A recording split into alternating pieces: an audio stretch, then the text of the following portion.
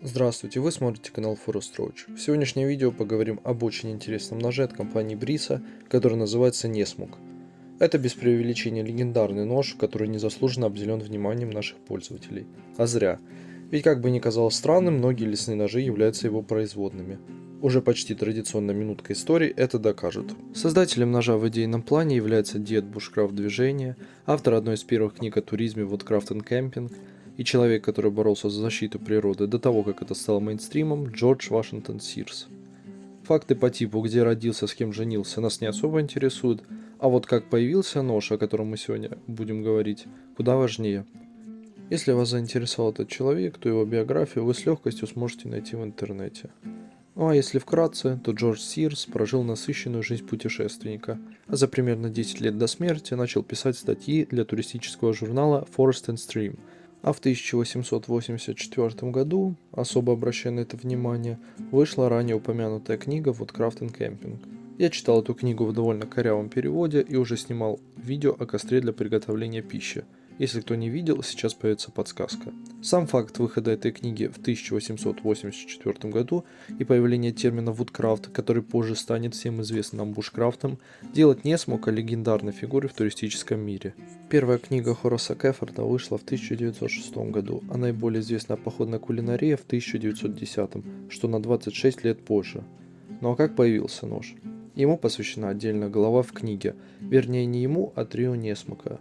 Топору с двумя лезвиями, фабричному складному ножу и кастомному нескладному ножу, о котором мы сейчас и говорим. Цитата из книги. Немного о ножах. Они крайне необходимы и должны быть функциональными и качественными. Боуи и охотничьи ножи, которые продаются в магазине, неуклюжие, толстые и бесполезные вещи для леса. Они больше подходят для театральной постановки, нежели для охотника. Тот, что показан на рисунке, имеет тонкое лезвие, он удобен для снятия шкуры, разделки мяса и приготовления пищи. Карманный складной и обычный нескладной нож смогут выполнить все задачи в лагере. Уже через много лет производители начали изготавливать ремейки этого ножа, ссылаясь на эскизы из книги и на примерные размеры, которые смогли определить исследователи. Если вы в поисковике вобьете нож Несмук, то зачастую вы найдете что-то невразумительное, далеко напоминающее оригинал.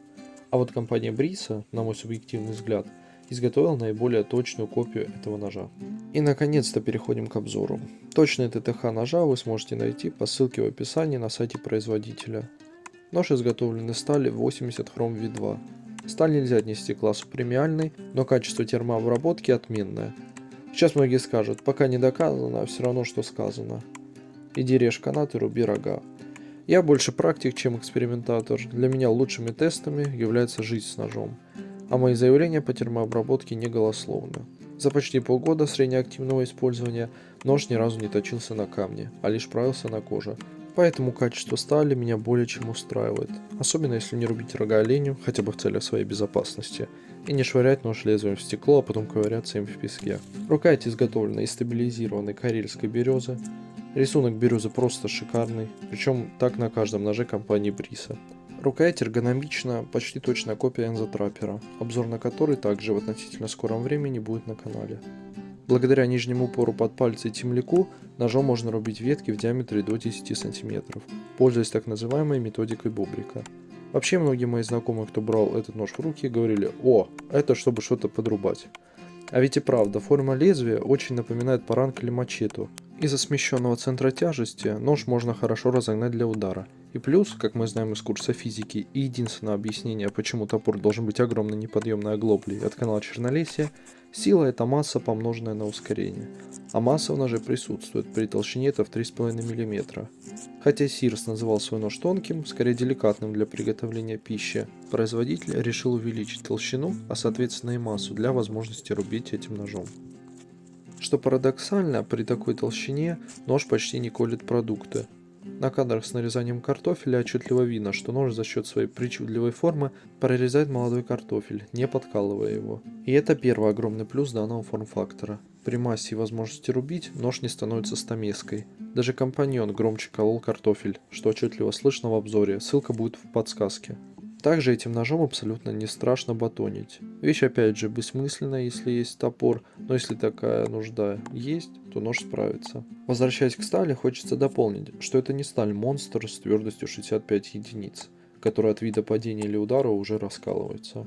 С ножом ничего не случится даже от ударов огромной колотушкой. Столярно-плотницкие работы ножом выполнить можно, но сложно. Все-таки это не такой резак, как Мора, но банальные элементы тростик можно вырезать с легкостью. Лезвие можно условно разделить на две части. Первая, которая идет от небольшого подпальцевого упора до перехода на закругление, и вторая уже полукруглая часть. С виду многим покажется, что мастер, который изготавливал этот нож в середине 19 века, изрядно напился вместе с Джорджем Сирсом, и они на следующее утро придумали такую форму клинка. Но все продумано до мелочей. Как раз таки прямой частью мы выполняем работу по дереву, а полукруглой мы режем продукты на доске. Эффект такой, как на канадских ножах, которые собственно вдохновлены несмуком. А при строгании рез получается более плавным и протяжным, опять же за счет закругления лезвия.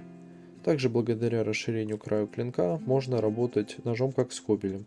Получается удобно и без всяких приспособ. Обух у ножа, как принято говорить, рабочий, но при этом не режет пальцы при резьбе. Высекать искру и зачищать ветки – одно удовольствие. Многие приписывают этому ножу способность Скиннера.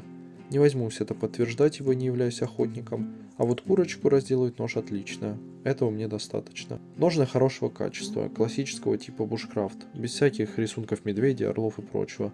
Просто качественная кожа толщиной примерно 4 мм. В ножнах имеется кожаная проставка, прошитая хорошей строчкой, и две клепки, одна из которых полая для привязывания ножа к бедру.